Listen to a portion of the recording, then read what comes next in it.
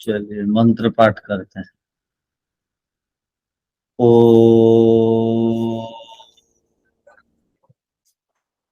सहनावतु सहनौ भुनक्तु सह वीर्यं करवावहै तेजस्विनावधीतमस्तु मा विद्विषावहै। ओम शांति शांति शांति। सांख्य दर्शन में प्रथम अध्याय के अंतर्गत प्रमाण का प्रसंग चल रहा है। प्रमाणों में प्रथम प्रमाण प्रत्यक्ष प्रमाण है। प्रत्यक्ष प्रमाण की परिभाषा इसको हम लोगों ने देखा कि जब वस्तु के साथ हमारा संबंध होता है इंद्रियों के माध्यम से, तब जो ज्ञान प्राप्त होता है उसको प्रत्यक्ष कहते हैं। और वो प्रत्यक्ष प्रमाण सीधा सीधा संबंध होने के बाद प्राप्त होता है और उसमें भ्रम संशय ना हो और उल्टा पुल्टा ज्ञान ना हो। पदार्थ का स्वरूप जिस प्रकार है उसी प्रकार का ज्ञान, उसको हम लोगों ने इस शब्द से समझा था, यत् संबंध सिद्धम तदाकारोल्लेखी विज्ञानम तत्प्रत्यक्ष। अब प्रत्यक्ष प्रमाण में दोष बताने के लिए पूर्व पक्षी की ओर से जो 90वें सूत्र में भूमिका में जो बातें उसने बताई उसको हम लोग सुन रहे थे। तो पीछे के पाठ में से किसी को कुछ पूछना है? नहीं। तो अब आगे देखिए। योगी नाम अबाह्य प्रत्यक्षत्वात् न दोषः। योगियों का एक आंतरिक प्रत्यक्ष होता है। तो एक प्रत्यक्ष का नाम बाह्य प्रत्यक्ष हो गया, एक प्रत्यक्ष को कहते हैं आंतरिक प्रत्यक्ष। तो पिछले सूत्र में यत् संबंध सिद्धम शब्द को पढ़ा गया था। वो यत् संबंध शब्दम यत् संबंध सिद्धम शब्द के द्वारा दोनों प्रकार के प्रत्यक्ष आ जाते हैं। अर्थात दोनों प्रकार के जो प्रत्यक्ष हैं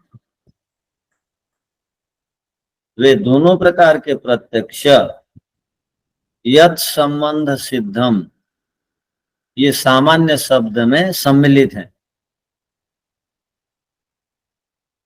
अतः पूर्व पक्षी के द्वारा जो दोष बताया जा रहा था कि आत्मा किस उपकरण के द्वारा वस्तु के साथ जुड़ता है वो तो बताया नहीं गया।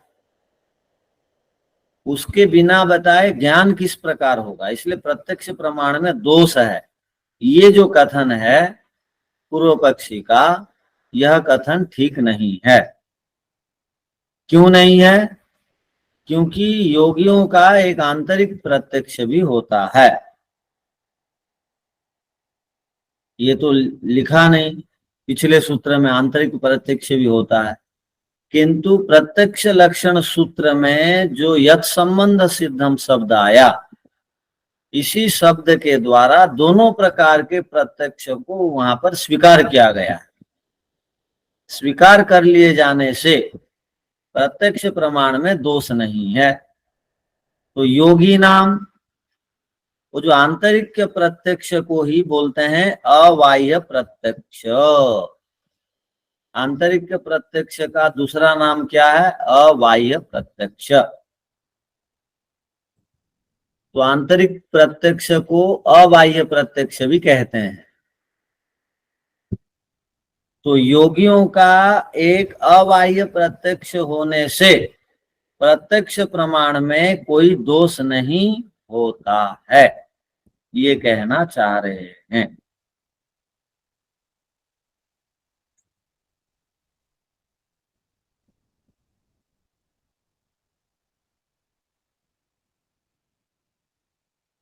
सूत्र का अर्थ पहले लिख लीजिए।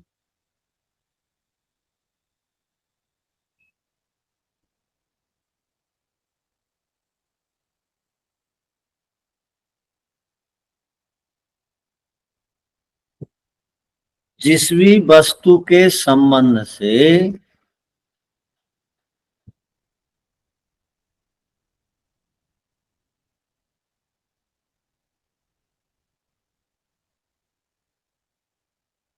जो ज्ञान प्राप्त होता है,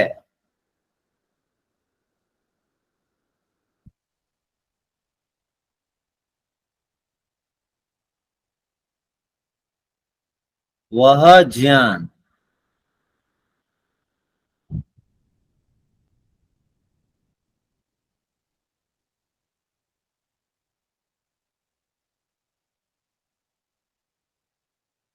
इंद्रिय और वस्तुओं का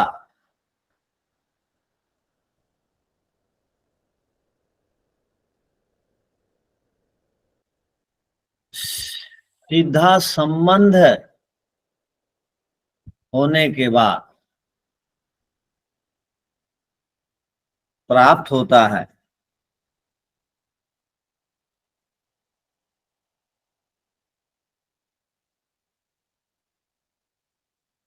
अर्थात प्रत्यक्ष प्रमाण,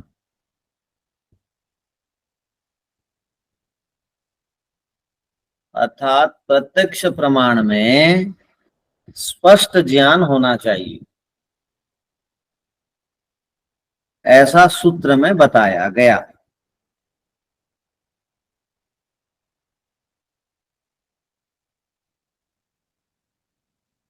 किंतु सूत्र में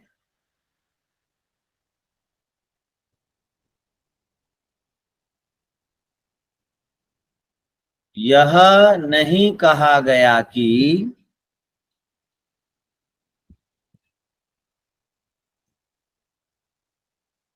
वो जो ज्ञान होता है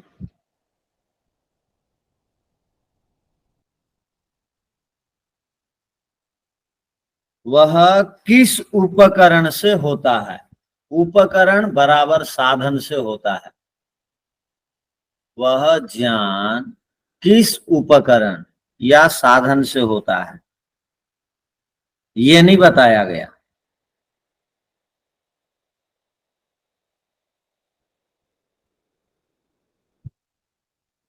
इसीलिए प्रत्यक्ष प्रमाण में दोष आता है।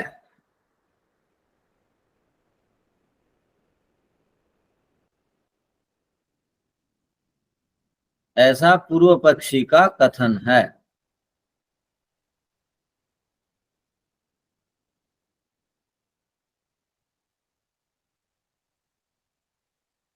इस दोष, पूर्व पक्षी का कथन है, पूर्ण विराम। इस पूर्व पक्षी के कथन को खंडन करते हुए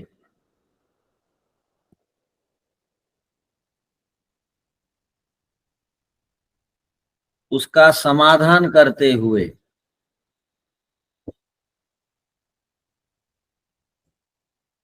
सिद्धांती कहते हैं कि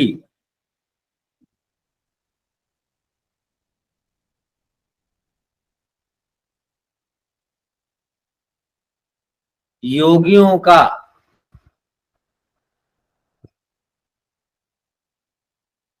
आंतरिक प्रत्यक्ष भी, आंतरिक प्रत्यक्ष बराबर अबाह्य प्रत्यक्ष लिख लीजिए।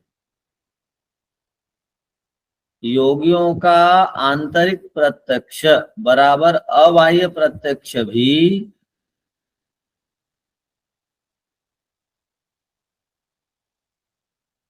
पिछले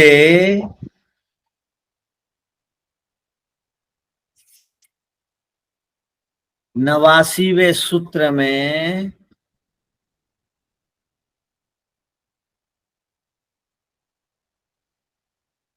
पिछले 89वें सूत्र में प्रत्यक्ष प्रमाण के लक्षण में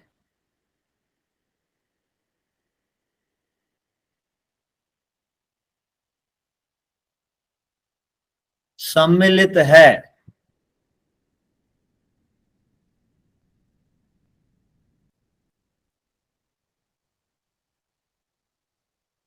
इसलिए पिछले सूत्र में बताई गई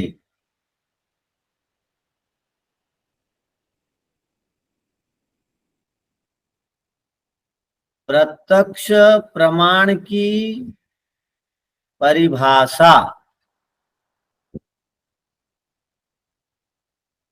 प्रत्यक्ष प्रमाण की परिभाषा में कोई कमी नहीं है अथवा कोई दोष नहीं है।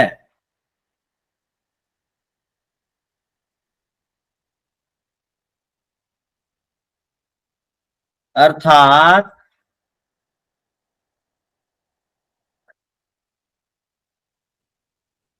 अर्थात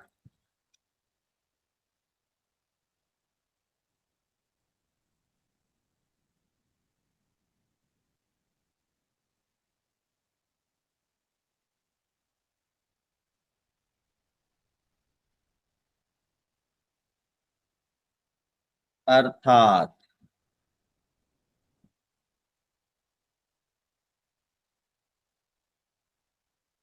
जो प्रत्यक्ष प्रमाण की परिभाषा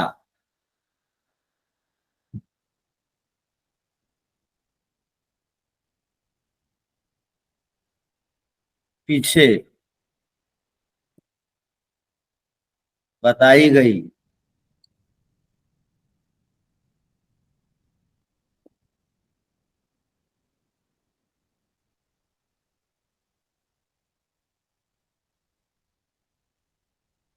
उसमें यदि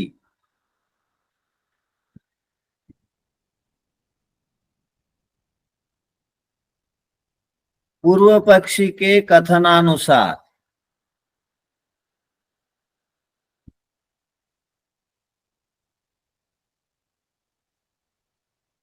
पूर्व पक्षी के कथनानुसार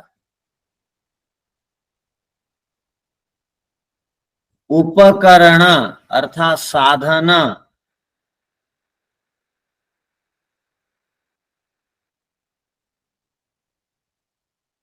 शब्द सूत्र में जोड़ दिया जाता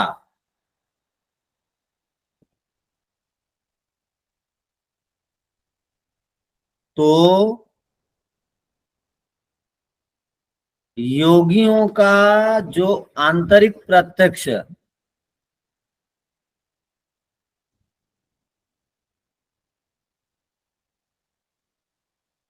समाधि अवस्था में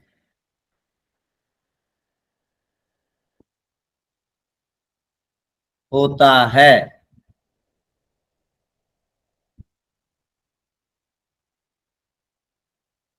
उसका ग्रहण नहीं किया जा सकता था।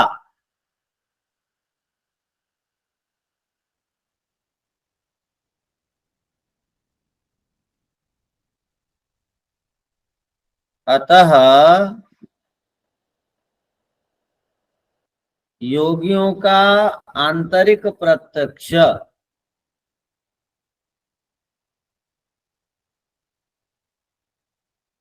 समाधि अवस्था में होने से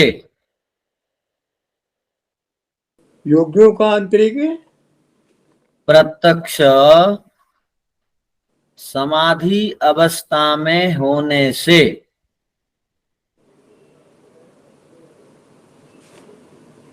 पूर्व सूत्र में बताए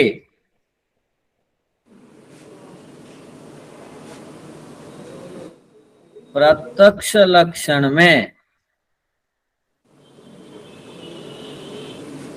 कोई दोष नहीं है।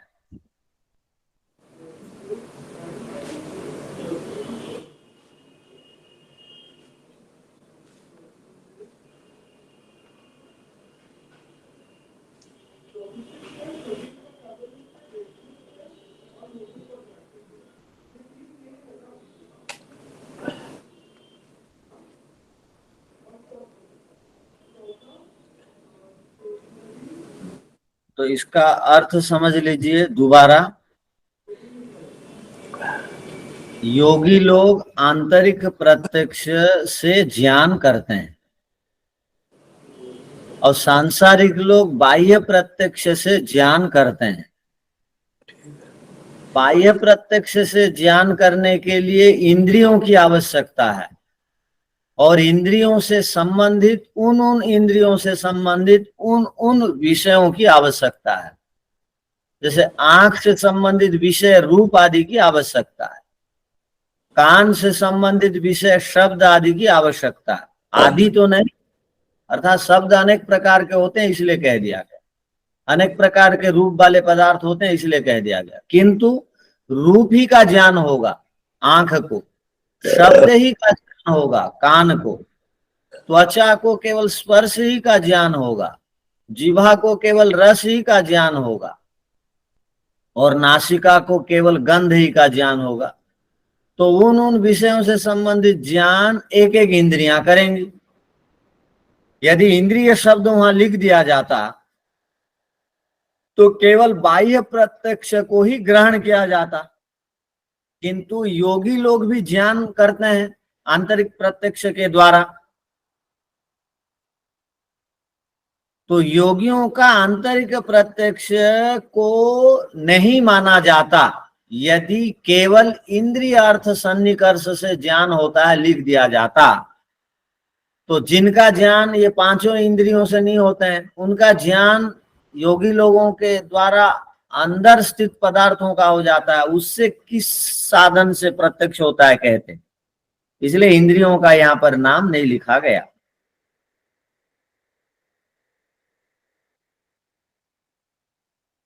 अब ये बात किसको नहीं आई समझ में? बोलिए क्या? जी आचार्य जी, जैसे हमारे बाह्य वस्तुओं की प्रत्यक्ष के लिए बाह्य इंद्रियों की आवश्यकता होती है, वैसे अंतः जो प्रत्यक्ष होती है उसके लिए अंतःकरण की आवश्यकता होती है, ऐसा भी तो माना जा सकता है। और वो इंद्रियां ही तो होती है, एकादश इंद्रियों में वो भी आते हैं, इसे मान सकते हैं क्या? ठीक है, ये एक प्रश्न है कि योगियों का एक आंतरिक प्रत्यक्ष होता है, वो अंतःकरण के द्वारा होता है, मन के द्वारा। मन को इंद्रिय के रूप में ग्रहण कर लिया गया, किंतु ये आत्मा भी है, आत्मा के द्वारा ईश्वर का साक्षात्कार होता है। वो किस में ग्रहण करते? जी जी जी आचार्य जी। ठीक है, आत्मा से भी ज्ञान होता है और जी जी बुद्धि जी से भी ज्ञान होता है, अहंकार से भी निर्णय लेते हैं। वो किससे करते? जी। मन को केवल इंद्रियों में ले गए, और भी तो साधन है, तो उन साधनों से भी ज्ञान होता है। तो उन साधनों से जो ज्ञान होता है, संप्रज्ञात समाधि में, समाधि दो प्रकार की है, एक संप्रज्ञात एक असंप्रज्ञात। संप्रज्ञात समाधि में मन के द्वारा ज्ञान हो गया मान लिए। असंप्रज्ञात समाधि में तो मन प्रलय को प्राप्त हो जाता है, मन नहीं रहता है, इंद्रियां नहीं रहती हैं, उस समय भी ज्ञान होता है। किससे होगा? वो आत्मा से होगा। तो आत्मा से ज्ञान होता है, तो वो ज्ञान को भी योगियों का प्रत्यक्ष कहा जाता है। यदि हम इंद्रिय और अर्थ लिख लेते तो मन को मान लीजिए ग्रहण कर भी लेते, बाकी जो ईश्वर का ज्ञान होता है उसको किस में लेते? इसलिए उन सब को एक साथ ले लेने के लिए, क्योंकि ज्ञान दो प्रकार से होता है, एक अबाह्य प्रत्यक्ष के द्वारा, एक बाह्य प्रत्यक्ष के द्वारा। तो अबाह्य प्रत्यक्ष का भी ग्रहण हो जाए यत् संबंध सिद्धम शब्द से, इसलिए सामान्य रूप से एक शब्द को यहां पर ले लिया गया जिससे और दोष ना हो जाए। ठीक है। जी आचार्य जी। हाँ, क्या बोल रहे हैं आप, बोलिए। आचार्य जी, यहाँ जो बाह्य प्रत्यक्ष बोल रहे हैं ये सांसारिक व्यक्तियों के लिए इंद्रिय के माध्यम से जो प्रत्यक्ष होता है। ठीक है। ठीक है। 5 ज्ञानेंद्रियों के माध्यम से जो ज्ञान होता है वो बाह्य प्रत्यक्ष है।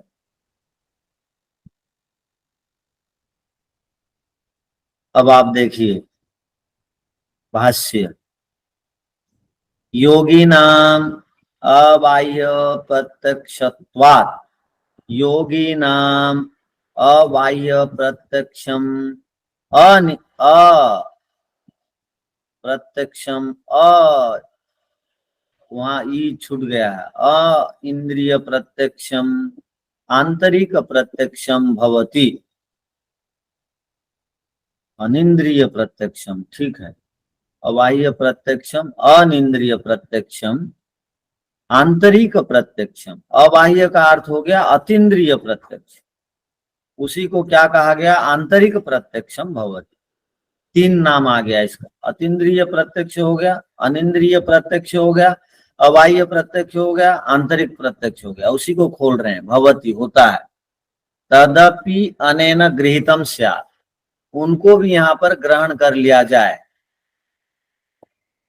ग्रहण कर लिया गया है। इसका अर्थ संसारिणाम बाह्यम प्रत्यक्षम, जो सांसारिक मनुष्य हैं, लौकिक मनुष्य हैं, जिनको कुछ पता नहीं है आंतरिक प्रत्यक्ष क्या है, योगी किसे कहते हैं, वो क्या करते हैं, बाह्यम प्रत्यक्षम, बाह्य प्रत्यक्ष के द्वारा, बाह्य इंद्रियेण, बाह्य इंद्रियों के द्वारा, वस्तु संबंध जनितम, वस्तु से जुड़ जाने से जनितम उत्पन्न होता है जो ज्ञान, वो उनको हो जाता है। ज्ञान उत्पन्न होता है वस्तु के साथ जुटने के बाद, उसको बाह्य प्रत्यक्ष बोलेंगे। योगी नाम प्रत्यक्ष तो खलु अबाह्य प्रत्यक्षम आंतरिक प्रत्यक्षम अंतःकरणेन वस्तु संबंध सिद्धम भवति, किंतु योगियों का जो प्रत्यक्ष होता है खलु निश्चय रूप से वो अबाह्य प्रत्यक्ष है, आंतरिक प्रत्यक्ष है, अंतःकरण के द्वारा वो वस्तुओं का ज्ञान होता है। अत्र अस्माकं प्रत्यक्ष लक्षणे यत् संबंध सिद्धम इति संबंध सिद्धत्व लक्षणम तु उभयसाम सांसारिण्यम योगिनाम च प्रत्यक्ष समान मतो न दोषो। हमने यहाँ पर ये कहना चाह रहे हैं भाष्यकार, हमने या सूत्रकार ये कहना चाह रहे हैं, हमने सूत्र में यत् संबंध सिद्धम शब्द को लिख दिया। उससे क्या लाभ हुआ कि सांसारिक लोग और योगी लोग दोनों का प्रत्यक्ष समान रूप से स्वीकार कर लिया गया।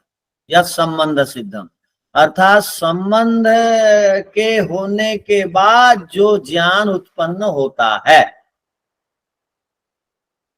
अब पूछा जाएगा क्या संबंध होने के बाद ज्ञान होता है, तो आप बोलेंगे कि अंतःकरण का संबंध होने के बाद भी ज्ञान होता है और बाह्य इंद्रिय का संबंध होने के बाद भी ज्ञान होता है, किंतु बिना संबंध हुए ज्ञान नहीं होता है। इसका अर्थ ये हो गया समान मतो अतो न दोष, समान रूप से स्वीकार कर लिया गया इसलिए दोष नहीं है। या तो क्योंकि योगी नाम अबाह्य प्रत्यक्षम अपि गृहीतम, योगियों का अबाह्य प्रत्यक्ष भी ग्रहण कर लिया गया। स्यात् अनेन प्रत्यक्ष लक्षणेन इति सांख्यानाम प्रत्यक्ष लक्षण परिभाषायाम इति आशयः, सांख्य दर्शन के प्रत्यक्ष लक्षण परिभाषा का यही आशय माने अभिप्राय है, यही बताना अभिप्राय है। किंतु इस दर्शन के 2 प्रसिद्ध व्याख्याकार हैं, अनिरुद्ध जी और विज्ञान भिक्षु जी। उन्होंने इस सूत्र का अलग अलग रूप से व्याख्या किया है जो कि ठीक नहीं है, और मेरी व्याख्या ठीक है। मेरी व्याख्या को तुम स्वीकार कर लो, ये भाष्यकार कहना चाह रहे हैं बाकी पंक्तियों में। ठीक है। अब सूत्र का मूल उद्देश्य समझ में आ गया होगा। ठीक है, अब आगे चलिए। ओम माता जी नमस्ते, सूत्र को दोबारा थोड़ा बोलिए। योगी नाम योगियों का अबाह्य प्रत्यक्षत्वात् न दोषः, योगियों के द्वारा अबाह्य प्रत्यक्ष के द्वारा भी, आंतरिक प्रत्यक्ष के द्वारा भी ज्ञान होने से प्रत्यक्ष प्रमाण में जो आपने दोष दिखाया वो दोष ठीक नहीं है। ये 9 दोष हो ना ये। हाँ, न दोष, प्रत्यक्षत्वात् न दोषः, त्वात् वो जब त के बाद न रहने से वो त को भी न हो जाता है संस्कृत में, इसलिए प्रत्यक्षत्वान्न डबल न है। वो एक सूत्र से न त को न हो गया, और जब अलग पढ़ेंगे तो कैसे पढ़ेंगे? योगी नाम अबाह्य प्रत्यक्षत्वात् न दोषः, ऐसे पढ़ेंगे। चलिए आगे। पुनश्च, पुनश्च अर्थात इस विषय में और भी कुछ बातें बताई जाएंगी। प्रत्यक्ष प्रमाण के विषय में और भी कुछ बातें हैं जो बताई जाएंगी। वो कौन सी बातें हैं अब सुनिए। प्रत्यक्ष प्रमाण को समझना बहुत जरूरी है। क्यों जरूरी है? क्योंकि प्रत्यक्ष प्रमाण से बड़ा और प्रमाण कोई नहीं है। और प्रत्यक्ष प्रमाण, प्रत्यक्षम किम प्रमाणम कहते हैं हमारे पूर्वज लोग। प्रत्यक्षम किम प्रमाण, यदि प्रत्यक्ष हो चुका है तो और क्या प्रमाण खोज रहे हो? और दूसरे प्रमाणों को ढूंढने की क्या आवश्यकता है? प्रत्यक्ष से जो बात सिद्ध हो गई है और दूसरे प्रमाणों को खोजो मत। तो इसलिए प्रत्यक्ष को ठीक ठीक समझा रहे हैं। प्रत्यक्ष में और एक बात क्या आती है? एक तो अंतःकरण के द्वारा ज्ञान होता है, इसको प्रत्यक्ष कहते हैं। एक बाह्य इंद्रियों के द्वारा ज्ञान होता है, इसको प्रत्यक्ष कहते हैं। और एक देखिए, और एक प्रत्यक्ष क्या होता है? एक आत्मसात प्रत्यक्ष होता है। अंतःकरण प्रत्यक्ष हो गया 90वां सूत्र में, बाह्यकरण प्रत्यक्ष हो गया और सब प्रत्यक्ष हो गया 89वें सूत्र में। किंतु वो 89वें सूत्र को 3 भागों में बांट दिया। पहले तो बताया यत् संबंध सिद्धम तदाकारो लेक्ष्य विज्ञानम तत्प्रत्यक्षम कह दिया गया। इसको बिल्कुल स्पष्ट रूप से समझाने के लिए कह दिया, प्रत्यक्ष में बाह्यकरण के द्वारा भी को भी प्रत्यक्ष कहेंगे, अंतःकरण के द्वारा को भी प्रत्यक्ष कहेंगे, और आत्मा के द्वारा उपलब्धि को प्राप्त करना, ज्ञान होने को भी प्रत्यक्ष कहेंगे। अब 3 प्रत्यक्ष हो गए। 3 प्रकार के प्रत्यक्ष हो गए ना जी। क्या क्या? बाह्य प्रत्यक्ष, आंतरिक प्रत्यक्ष और आत्मा से जो सीधा सीधा जो ज्ञान प्राप्त होता है वहां, उसे भी हाँ, प्रत्यक्ष में ही कहेंगे। आत्मिकृत प्रत्यक्ष, आत्मसात कर लेना बोलते हैं। बिल्कुल बस में हो जाना, आत्मसात माने बिल्कुल जान लेना। तो यहाँ एक शब्द आएगा आत्मिकृत संबंधो। तो देखिए, पुनश्च इसी को और बता रहे हैं। लीन वस्तु लब्धातिशय संबंधात् वा अदोषः। प्रत्यक्ष प्रमाण में कोई भी दोष नहीं है। अथवा का अर्थ हो गया और भी इस पर कहेंगे, इसको स्पष्ट और भी कर रहे हैं। लीन वस्तु, लीन वस्तु कहते हैं सूक्ष्म वस्तु को। लीन का अर्थ होता है सूक्ष्म, जो आंखों से नहीं दिखाई देते हैं।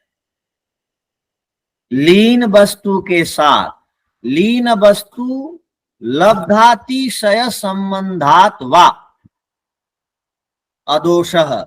ध्यान रखिए, सूत्र को ठीक से पढ़ लीजिए। लीन वस्तु लब्धातिशय संबंधात वा अदोषः, अथवा वा माने अथवा, लीन वस्तु कहते हैं अत्यंत सूक्ष्म वस्तु को।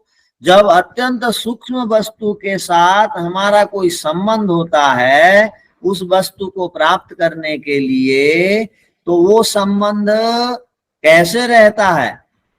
अतिशय शब्द आया एक, देखिए, लब्धातिशय, अतिशय माने बहुत अधिक दीर्घ काल तक संबंध जब हम कोई लीन सूक्ष्म पदार्थों के साथ हम संबंध जोड़ते हैं तब उस विषय ज्ञान हमको होता है।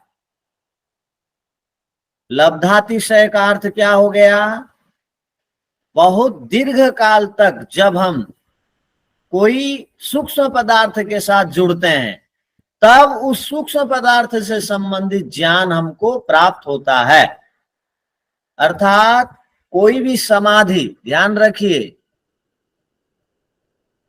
संप्रज्ञात समाधि या असंप्रज्ञात समाधि, समाधि को कहते हैं एकाग्रता का अर्थ होता है समाधि। कहीं आप और हम एकाग्रता का अर्थ ये ना निकाल लें, क्या आप एकाग्रता का अर्थ क्या निकालेंगे पता है? सांसारिक लोग, मैं 1 सेकंड के लिए मन को विषयों से हटा देता हूं। ये तो साधारण आदमी भी 1 सेकंड के लिए मन को विषयों से हटा देगा, उसको भी एकाग्रता बोलेंगे क्या? उसको भी समाधि बोलेंगे क्या? 1 मिनट के लिए आप भी जब ध्यान के लिए बैठते हैं आंख बंद करके, 1-2 मिनट, 1 मिनट, तो मैं गलत बोल रहा हूं क्या? 1 मिनट तक मन को हम रोक पाते हैं क्या? विषयों से अलग कर पाते हैं? सच बताइए। आप 1 मिनट के लिए, 1 मिनट का अर्थ 60 सेकंड के लिए मन को सांसारिक पदार्थों से बिल्कुल मुक्त कर पाते हैं क्या?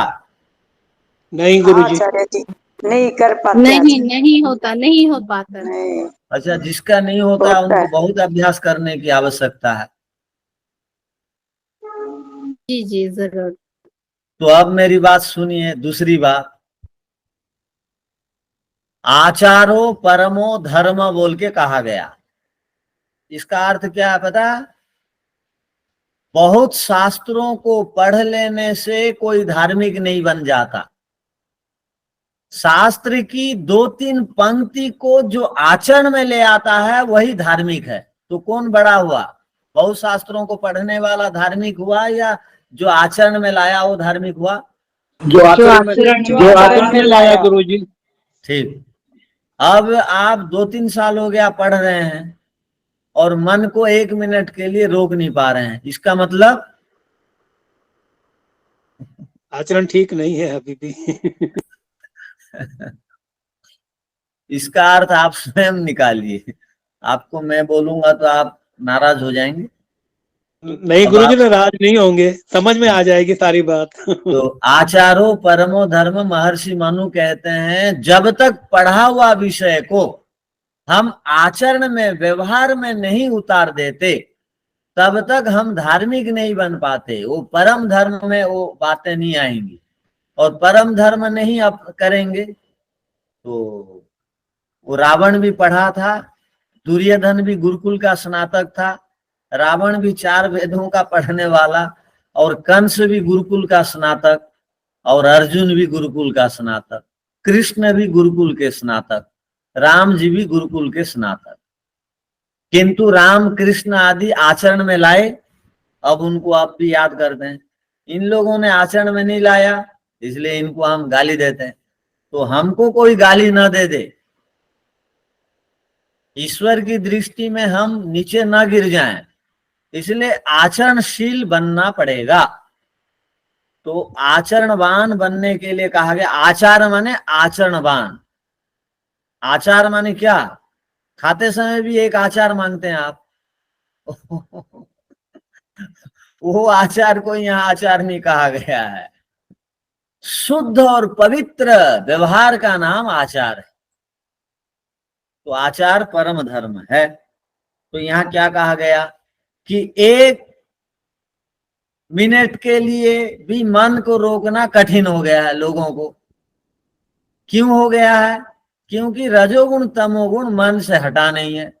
रजोगुण तमोगुण जब तक हटेगा नहीं तो एकाग्रता का अर्थ है सतोगुण।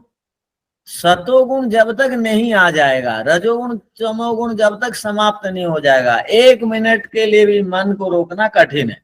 किंतु संसार के किसी भी आदमी से आप पूछिए, आप 1 सेकंड के लिए मन को रोक पाते हैं कि नहीं? वो जरूर बोलेगा रोक लेता हूं।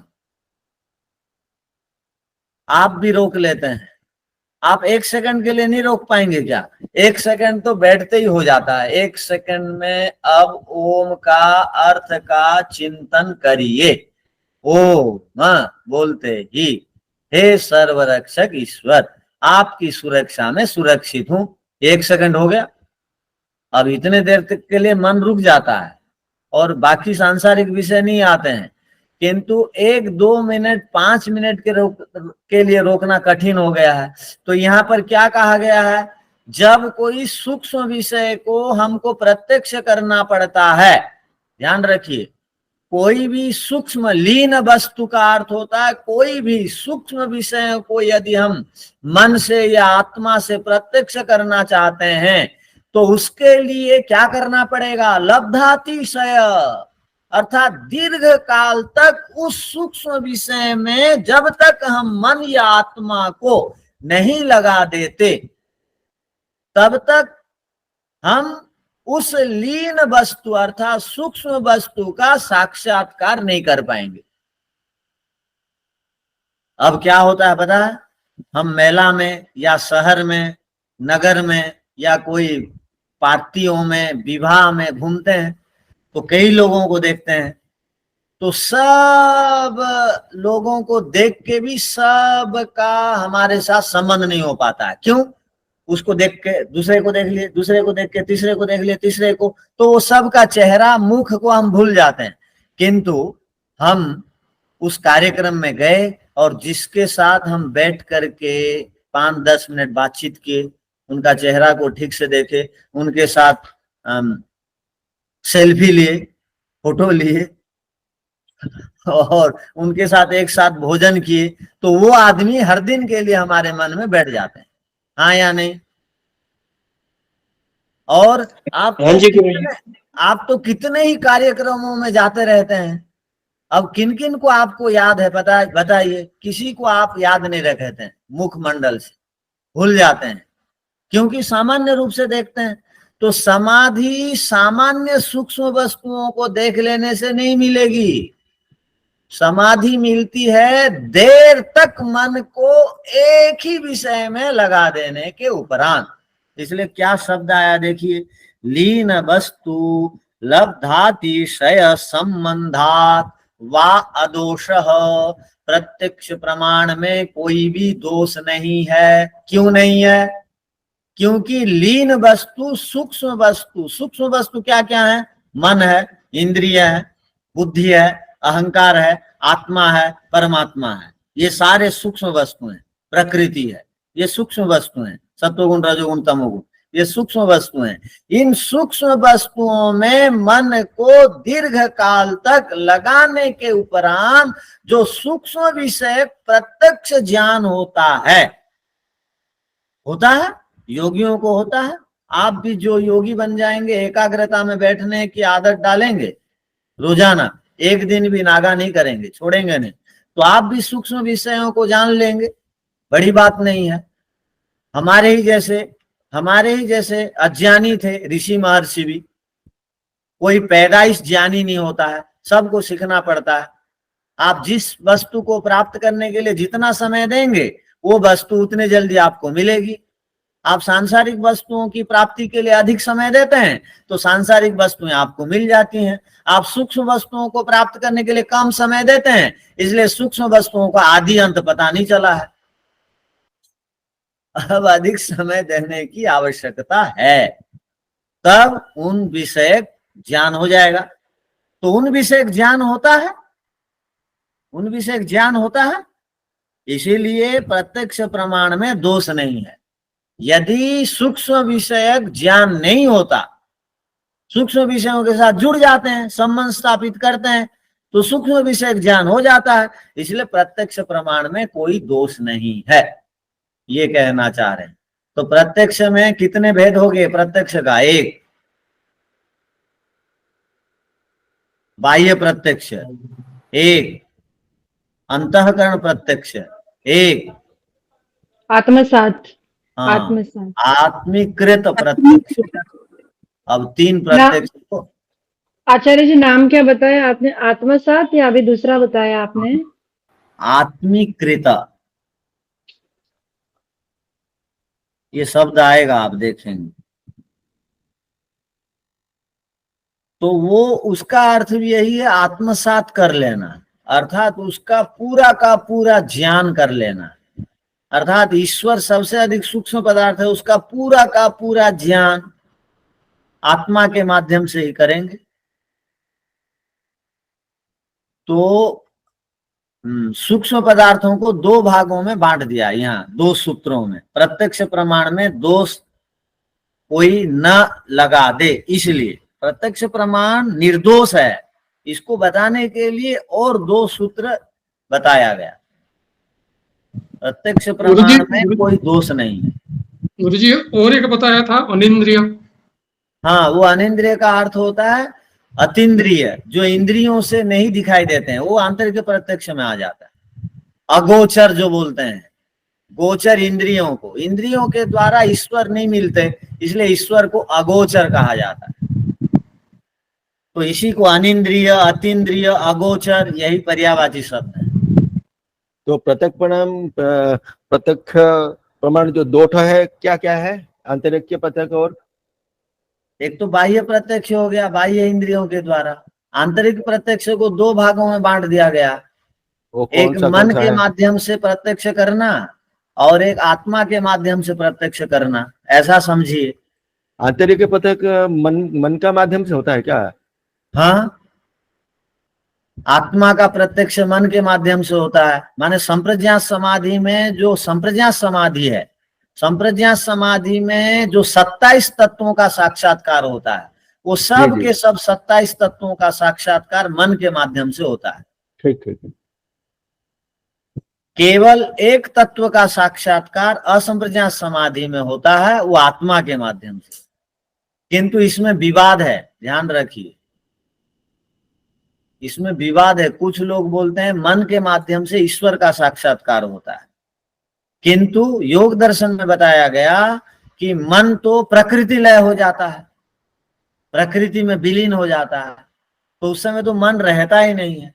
जब तक प्रकृति के साथ हमारा संबंध है, तब तक हम असंप्रज्ञात समाधि को नहीं प्राप्त कर सकते हैं, गुणातीत नहीं बन सकते हैं। तो इसीलिए जब वो प्रलय को प्राप्त हो जाता है, तो उसके माध्यम से कैसे आत्मा ईश्वर का साक्षात्कार होगा, इसलिए आत्मा के द्वारा परमात्मा का साक्षात्कार होता है, कहा गया। तो हम केवल समझने के लिए आपको ये बता रहे हैं, किंतु यहाँ ऐसा नहीं लिखा गया है सूत्र में कि आत्मा के द्वारा ईश्वर का साक्षात्कार होता है। इसको केवल समझाने के लिए बताया गया कि आंतरिक प्रत्यक्ष में जिन भी तत्वों का साक्षात्कार होता है वो मन से या आत्मा से होगा। तो मन आत्मा से होने के कारण हम केवल इंद्रिय शब्द यदि प्रत्यक्ष प्रमाण में लिख देते तो बड़ा माने दोष को प्राप्त हो जाता। इसलिए प्रत्यक्ष प्रमाण निर्दोष है, ये बताना चाह रहे। पूरी बात समझ में आ गई होगी। अब लिख लीजिए सूत्र का अर्थ। क्या बोल रहे हैं? नहीं ठीक है। नहीं, प्रधान जी कुछ बोल रहे हैं क्या?